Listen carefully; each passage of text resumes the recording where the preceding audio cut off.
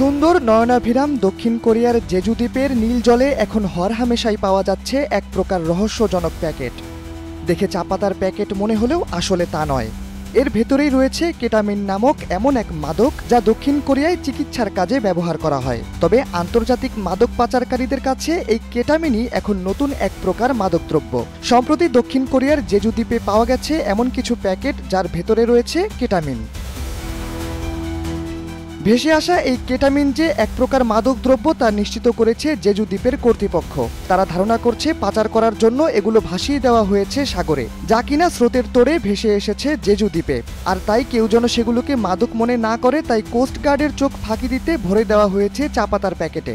British বার্তা সংস্থা বিবিসির এক প্রতিবেদনে বলা হয়েছে এ পর্যন্ত যতগুলো প্যাকেট পাওয়া গেছে সব মিলিয়ে তাদের ওজন হবে 28 কেজির বেশি। এক্সট্রিম মশার কয়েল প্ল্যান্ট ফাইবার দিয়ে তৈরি, ডেঙ্গু চিকুনগুনিয়া বাহি সহ যে কোনো মশার বিরুদ্ধে দেয় এক্সট্রিম সুরক্ষা।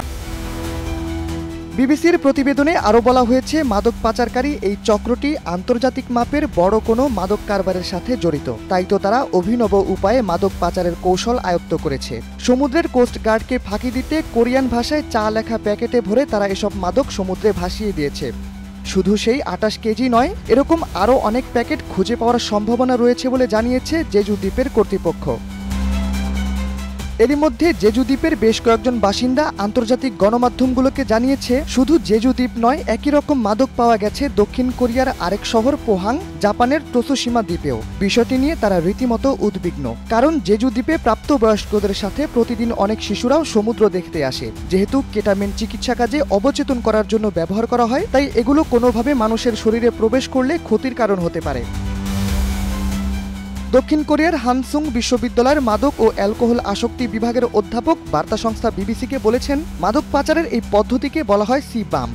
এতে মাদক ভরা প্যাকেট ট্র্যাকারে যুক্ত করে সমুদ্রে ভাসিয়ে দেওয়া হয়, পরে তা নির্দিষ্ট স্থানে পৌঁছে গেলে তা আবার তুলে নেওয়া হয়। ওই অধ্যাপক আরও জানিয়েছেন, দীর্ঘদিন ধরে সমুদ্রবন্দর এলাকায় তদারকির অভাবে একদল অসাধু মাদক পাচারের জন্য জেজু দ্বীপকে ব্যবহার করছে, যা এখন লক্ষণীয় পর্যায়ে পৌঁছে গেছে।